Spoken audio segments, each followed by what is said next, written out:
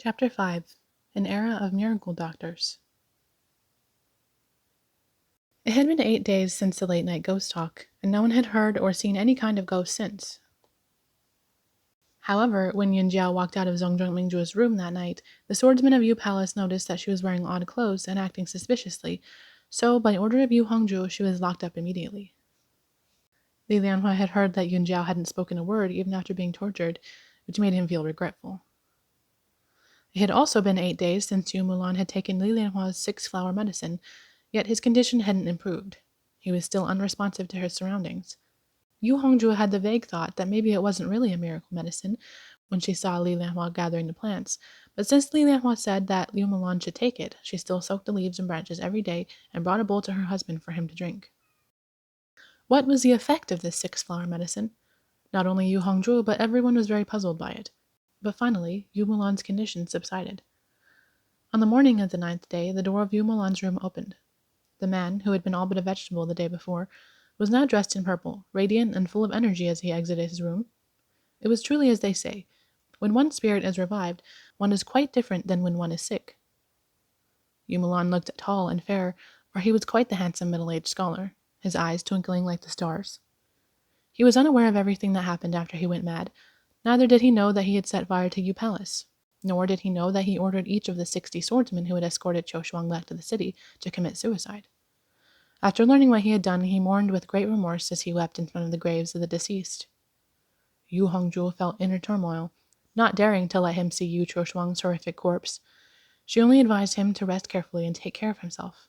After Li Lianhua came to check Yu Mulan's condition, he could only mutter to himself about why the medicine didn't take effect until the 9th day. It really was strange and unbelievable. After breakfast. After you arrested Yunjiao, you still didn't find out who ordered her to pretend to be a ghost and deceive everyone here in Yu City? Yu Mulan asked after hearing about Yunjiao's imprisonment. Could it really be that Yunjiao is responsible for all the horrors that had been happening?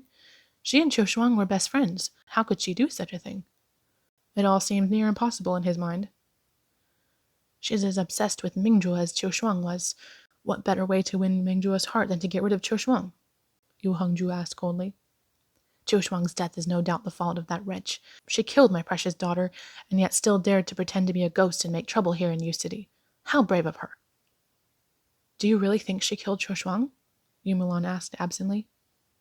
She went to Physician Li's room in the middle of the night and pretended to be a ghost, and when she came out she was arrested by a swordsman. How could she not have?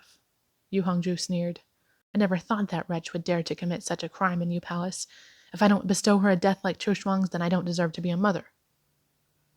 There was resentment in Yu Mulan's blue eyes. If we must, why not deal with her at noon today? We will avenge our Qiu Shuang. Yu Hongzhu nodded. That's precisely what I believe. She wasn't ordered by anyone. She must have planned it all on her own, and she attempted to murder Physician Li that night, but fortunately he protected himself and drove her out. The Yu family believed that Yunjiao was the one who killed Qiu Shuang. Just as they were speaking, a white shadow flickered at the door, and a white-clothed swordsman rushed into the room. Master, madam, I have something important to report to you. What's the matter? Yu Hongzhu asked, slightly annoyed.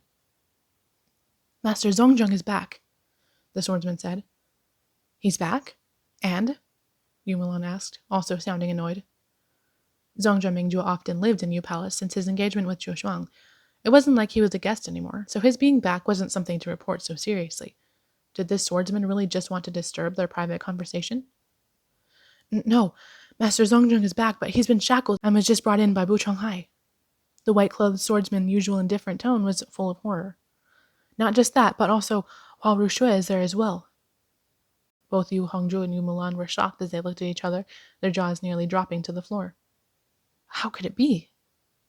In the current imperial court, 2 courtiers from Dali Temple inspected criminal cases all over the martial world on behalf of the emperor. One was called Blue Sky Catcher, Bu Chonghai, and the other was called Flower Catcher, Hua Rushui.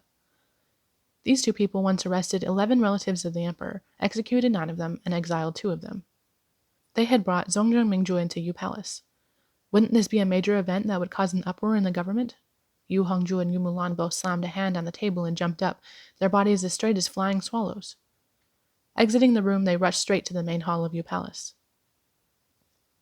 In the main hall, which was still resplendent and lavish, Zongjun Mingjue was trapped with his acupuncture points frozen as he stood in the hall with a pale face. The two people were standing behind him. One was tall and the other was thin. Both of them were wearing official robes. The robes looked to be too small on one man, and on the other it looked too big. Surprisingly, neither of them looked neatly dressed. It was a bit ridiculous, but it was precisely in this way that people could recognize at a glance that these two people were the flower catchers in the blue sky, Bu Chonghai and Hua Ruxue. Yu Hongzhu and Yu Mulan both fell to the ground, and Hua Ruxue, who was short and thin with dark skin, triangular eyes, and a mousy nose, asked coldly, "Why the surprise? Didn't you two report that this person killed someone?" Yu Hongzhu and Yu Mulan were taken aback. Horrified, Yu Hongzhu asked, "This young master is the grandson of Prime Minister Zongjung. Are you certain you didn't arrest the wrong person?" Yu Mulan yelled, "Mingjue, did you kill Chu Shuang?" Hua Ruxue frowned, and Bu Chonghai was taken aback as he took out the note from his sleeve. "This letter shows that you and your wife reported that this person killed Yu Chu Shuang and asked us to arrest him. Is this true or not? What happened? What's going on here?" "No, of course that is not true," Yu Hongzhu said. "He is my daughter's fiancé. How could he kill her? Who spoke this nonsense? I must know who spread this abhorrent rumor." But Yu Mulan sternly said, "The boy must have conspired with Yun Jiao to kill our Chu Shuang. I thought Yun Jiao was a girl with weak martial arts skills. How could she kill Chu Shuang herself? If she was conspiring with Mingjue, it must have been Mingjue's idea." Hua Ruxue and Bu Chonghai looked at each other again. This was strange. The two of them had been patrolling the martial world for a long time. This Zongjung Mingjue took a letter and went to Pingyan town, where the two of them were staying temporarily. When they opened the letter, the sender had only written one sentence: "Arrest the messenger quickly. This person is the murderer of Yu Cho Shuang. So if you want to solve the whole case, please go to Yu City Palace." After thinking about it, the two decided to capture him and take him to Yu Palace. Unexpectedly, as soon as they entered, Yu Mulan insisted that the young man conspired with the others to kill Yu Cho Shuang, while his wife claimed that Zongjung Mingjue was definitely not the murderer. This case was extremely bizarre. Bu Chonghai and Hua Ruxue had also been hearing about the ghost murder and the Blue Window incident for a long time, but things were so weird that it definitely wasn't going as expected. Just as the Yu family was arguing, Bu Chonghai stared at a young man who was sitting silently and drinking tea in the hall. Sitting there upright and drinking tea comfortably, the man seemed to be very leisurely and happy. "Who are you?" Bu Chonghai asked. "Me?" The person drinking tea in the hall was, of course, Lianhua. Yu Hongzhu suddenly screamed, and Yu Mulan had never heard her scream so desperately for many years. "Lianhua, it was you! You monster!" Lianhua groaned, looking at Yu Hongzhu apologetically. "I let you down, Madam Yu. Oh, I'm ashamed, quite ashamed." Yu Hongzhu glared at him viciously, her beautiful pupils filled with panic and despair. "You." She suddenly stood and aimed to strike Lianhua's head with a palm that was so fierce that it would surely kill him immediately. But before her palm could reach him, she knocked down the teacup in Lianhua's hand, and the tea splashed all over him.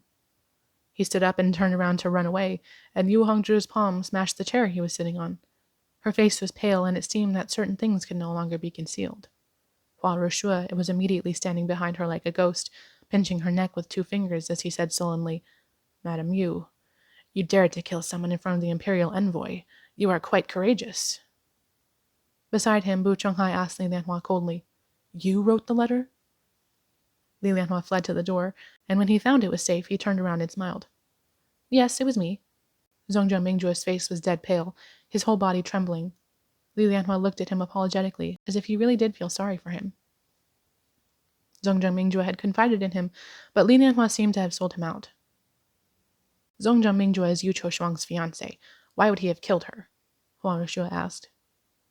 Lianhua slowly walked back from the door and sat on the master's chair next to the chair that was crushed by Yu Hongzhu. He sighed comfortably and showed his uniquely charming smile. The smile seemed very gentle and calm, but how should one look at it? It faintly gave a feeling of, that smile is too pleasant. Because Master Yu Mulan wouldn't have dirtied his palms for nothing. Both Hua Ruxue and Bu Chonghai frowned. Embarrassment appeared on Yu Mulan's face, but he almost seemed relieved. He had quite a strange expression on his face, like he didn't know whether he wanted to hear Lianhua continue or not. He only heard Lianhua say, "Please, if I may trouble Master Yu to order Miss Yunjiao to be released, you know that she is innocent." Then he murmured, "And then I will tell you the story."